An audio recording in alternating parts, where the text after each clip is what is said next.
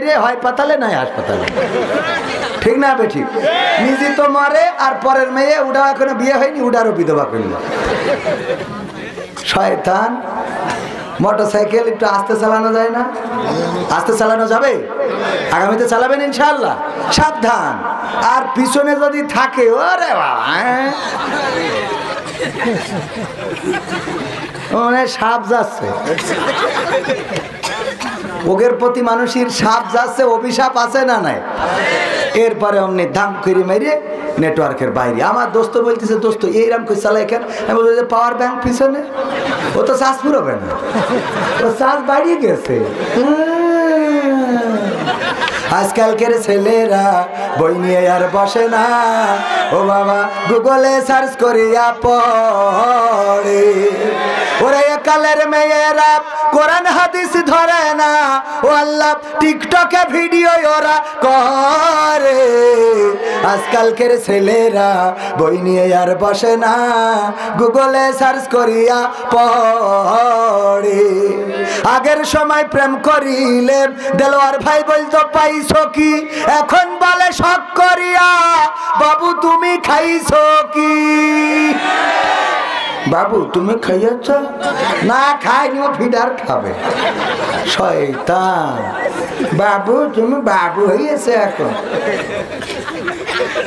শয়তান কোথাকার, বুড়ো ধাড়ি হয়ে গেছে ওনার। আপনার ডাকে না এরকম বললে? বুড়ো বয়সের জন্য এসব বাবু টাবু বলতে দেন, এত শখ করার দরকার নেই, ঠিক না বে ঠিক?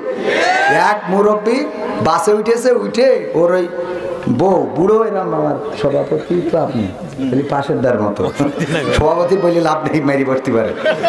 ওইরাম বসে বুড়ির নিয়ে জড়াই ধরে সিটির পর বসে আছে খুব আরামসে। তো যুবকরা হাসাহাসি করতেছে, মুরব্বী মানুষ আসির ওয়েন রাখার দরকার, সাইডে রাখলে তো হয়।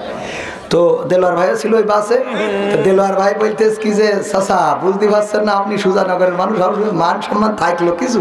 তো বলছে কে আর বাসে ওই না একটু সাইডে রাখা যাচ্ছে না? তো বলছে তুমি মনে হয় লেখাপড়া ঠেলা জানো না। তো বলছে কে? ওকে কি লিখা রয়েছে ওই বাসে? কি লিখা? লিখা রয়ে নিজের মাল নিজে সাবধানে রাখুন। তা আমি সাবধানে রাখবো না, তোমার কাছে ছাড়িয়ে দেবো ভাই চাও। হ্যাঁ, আগের সময় প্রেম করিলে মুরব্বীরা বলতো পাইছো কি, এখন বলে শখ করিয়া বাবু তুমি খাইছো কি? লজ্জা শরম নাই, আইলাম কোন জামানাই, লজ্জা শরম নাই, আইলাম কোন জামানাই, ভবিষ্যৎ দেখি অন্ধকারে। আজকালকের ছেলেরা বই নিয়ে আর বসে না, ও বাবা মুখ গুগলে সার্চ করিয়া পড়ে। নতুন করে হয়েছে চালু এখন আবার কন্টেন্ট, পরিচয় করাই দেখি এই আমার গার্লফ্রেন্ড। আছে না নাই? নতুন করে হয়েছে চালু এখন আবার কন্টেন্ট, পরিচয় করাই দেখি এই আমার বয়ফ্রেন্ড। শরমের মাথা খাইয়া গেছে ওরা পাগল হইয়া, শরমের মাথা খাইয়া গেছে সব পাগল হইয়া, ভবিষ্যৎ দেখি অন্ধকারে। আজকালকের ছেলেরা বই নিয়ে আর বসে না, ও বাবা মোবাইলে সার্চ করিয়া পড়ে। ওরে পাবনার মেয়েরা, সবাই না অনেকে, পাবনার মেয়েরা এই আল্লাহর কোরআন পড়ে না, ও আল্লাহ টিকটকে ভিডিও ওরা করে। আজকালকের ছেলেরা বই নিয়ে আর বসে না, গুগলে সার্চ করিয়া পড়ে। কথা ঠিক না বেঠি? এখন যদি কিছু খোঁজেন সাথে সাথে বলে দাঁড়া দোস্ত গুগলে খুঁজে দেখি, গুগল মামা কি বলে ওখান থেকে সমাধান নিয়ে নেয়।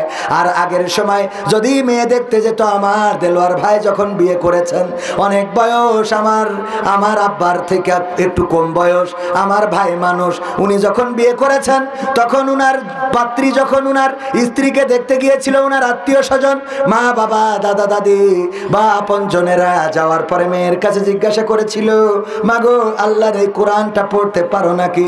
বলেছে হ্যাঁ পারি। তাইলে একটু পড়ে শোনাও। পড়ে শোনাইছে, এরপরে বলেছে আয়াতুল কুরসি মুখস্থ আছে কিনা একটু বলো। হ্যাঁ আছে, বলো। দুরূদ ইব্রাহিমটা হবে কিনা, তাশাহুদটা পারো কিনা, নামাজ পড়ো কিনা, পর্দা করো কিনা, এমনি ভাবে এইগুলো জিগাইছে।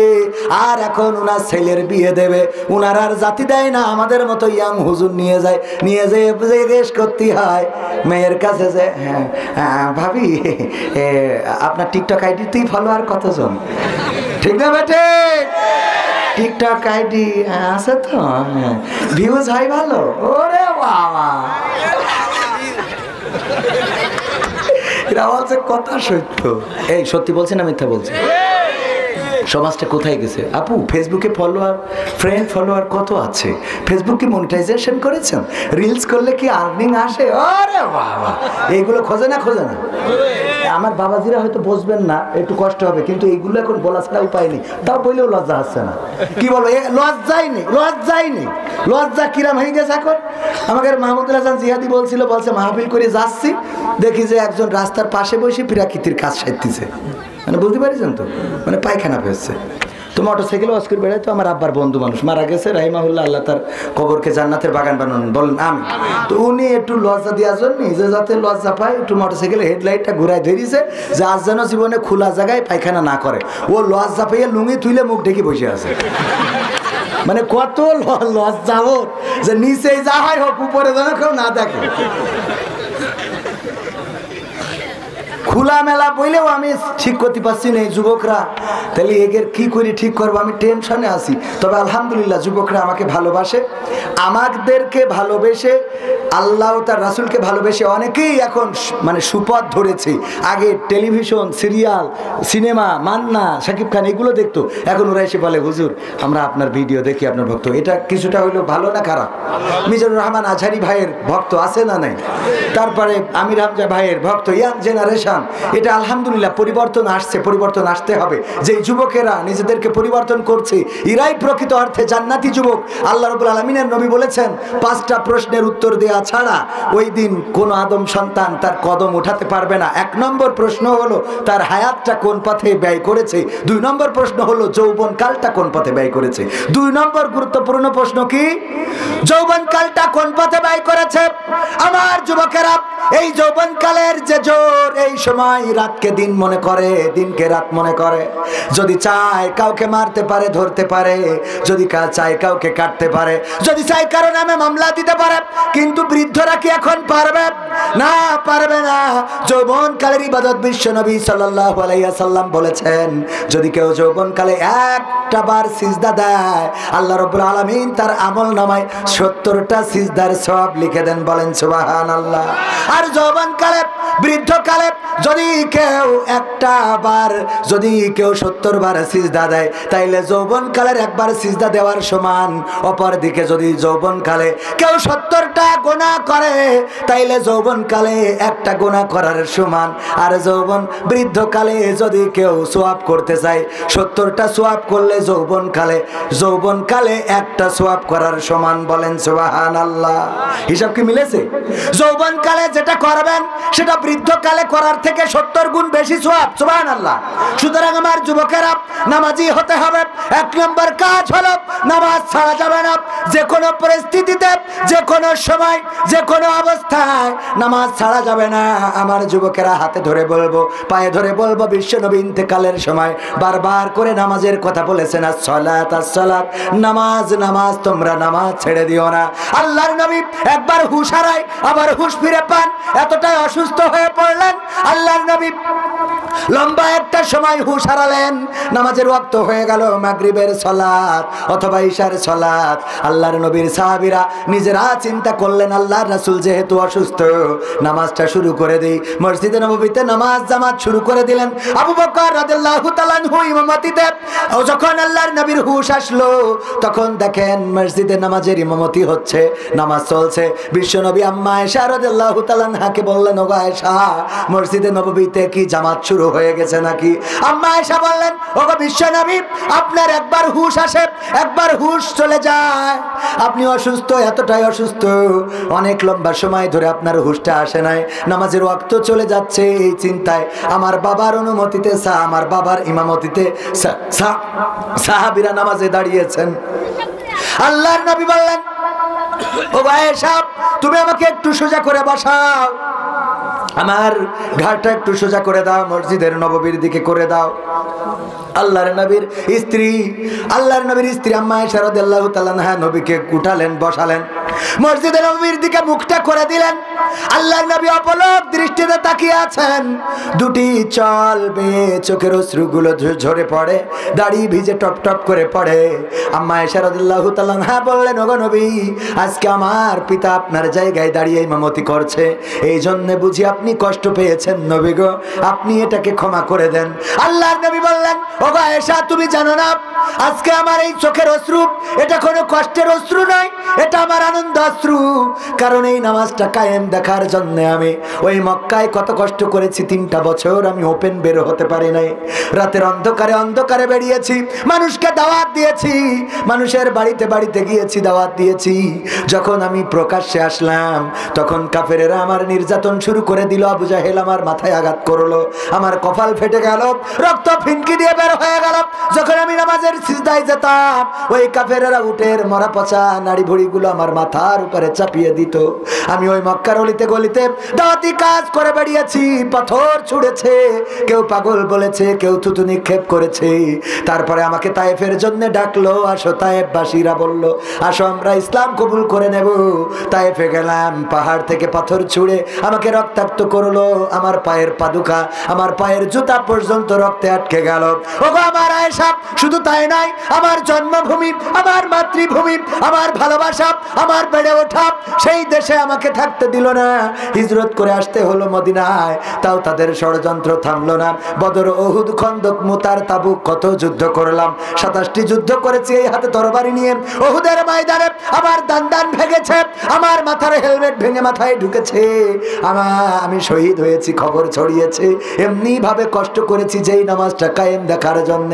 আজকে আমার অসুস্থতায় যখন আবু বকর নামাজে দাঁড়িয়েছে, ইমামতির কাতারে দাঁড়িয়ে, ইমামতিতে দাঁড়িয়ে আমার সাহাবীদের নিয়ে নামাজ আদায় করেছে, আমার অন্তরের চোখ দেখে নিল আমার উম্মতেরা কিয়ামত পর্যন্ত এইভাবে নামাজ আদায় করবে, এটা দেখে আমার চোখ থেকে অশ্রু বিগলিত হয়েছে। ওগো আমার যুবকেরা, যেই রাসূল ইন্তেকালের সময় নামাজের কথা বলেন নাই, বরং নামাজ পড়া দেখে আল্লাহর রাসূল আনন্দ অশ্রু বিসর্জন দিয়েছেন, সেই রাসূলের উম্মত দাবি করে যদি নামাজ না পড়ি, তাইলে রাসূলের উম্মত তো দূরের কথা, রাসূল আরো শক্তভাবে বলেছেন, যার নামাজ নাই তার ঈমানও নাই, যার নামাজ নাই তার ঈমানও নাই। সুতরাং মাহফিলের আয়োজন যে যুবকেরা করেছেন, নামাজ কি ছাড়া যাবে? মাহফিলের বাইরেও যারা আছেন, মাহফিলের আয়োজন করেন না, তারাও যুবক হন, বৃদ্ধ হন, আমার পর্দার অন্তরালে মা বোনেরা থাকেন, যারাই থাকেন না কেন, নামাজ ছাড়া যাবে না, নামাজ কাজা করা যাবে না। এইটা আমার যুবকদের জন্য 1 নম্বর কাজ। 2 নম্বর কাজ হলো টাকনুর উপরে কাপড় পরতে হবে। মনে কি থাকবে? স্টাইল করে এখন প্যান্ট পরে, টাকনুর উপরে পরুক আর না পরুক, পাশার নিচেই পরে, রুকুতে গেলে অর্ধেক আগলা হয়ে যায়, মনে হয় লাতি একখান কষিয়ে দিই, ঠিক না? ঠিক। টাইট প্যান্ট, আবার এখন উঠেছে ছিঁড়া প্যান্ট, ওই ছিঁড়া প্যান্ট দিয়ে কত ওই যে দেখা যায়, হ্যাঁ আছে না নাই? ওইগুলোর নাকি দাম বেশি, ওইগুলোর দাম বেশি হয়ে গেল, দুনিয়াটা কেমন উল্টে গেল ভাইরা আমার, ওইগুলোর দাম বেশি। ওগো আমার ভাইজানেরা, এই ছেঁড়া প্যান্ট, এই টাকনুর নিচেই প্যান্ট, আর ওই মাজার নিচেই প্যান্ট পরা যাবে না, বরং উপরের দিকে পরেন, টাকনুর উপরে পরেন।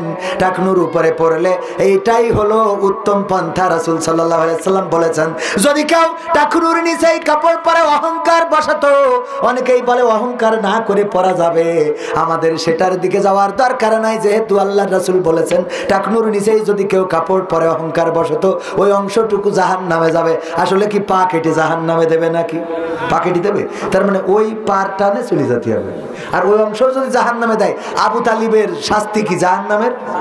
পায়ে জুতা থাকবে জাহান্নামের, আর এই জুতার উত্তাপে মাথার ঘেনুগুলো টকবক করে ফুটে গা বেয়ে পড়তে থাকবে। বলেন আল্লাহু আকবার। আল্লাহ, এই শাস্তি শুধু পায়ে জুতা লাগানো থাকবে জাহান্নামের, আর বাকি সব জান্নাতের।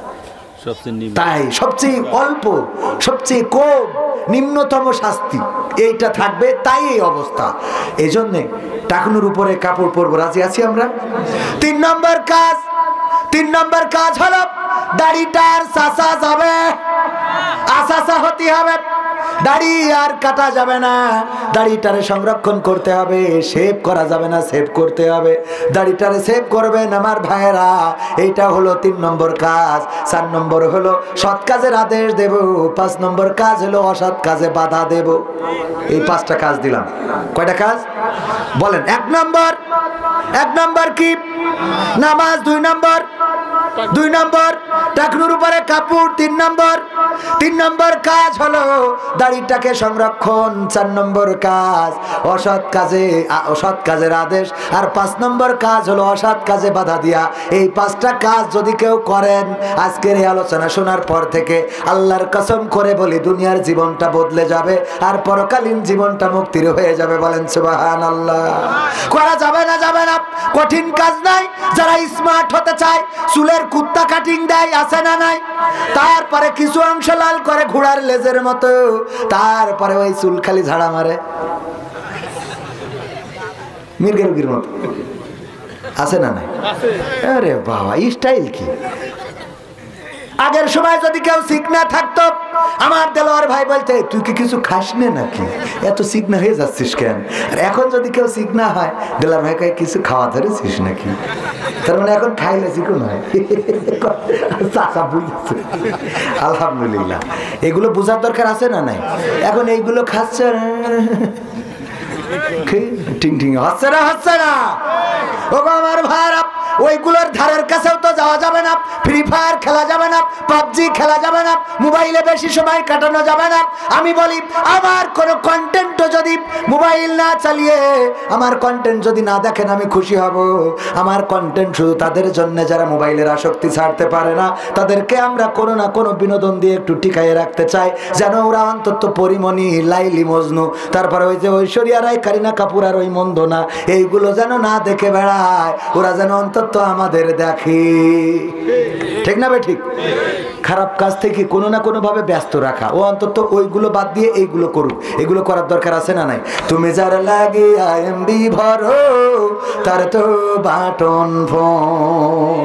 ওরে কেমন করে বুঝবে গো সে, কেমন করে বুঝবে গো সে, ডিজিটাল তোর মন। তুমি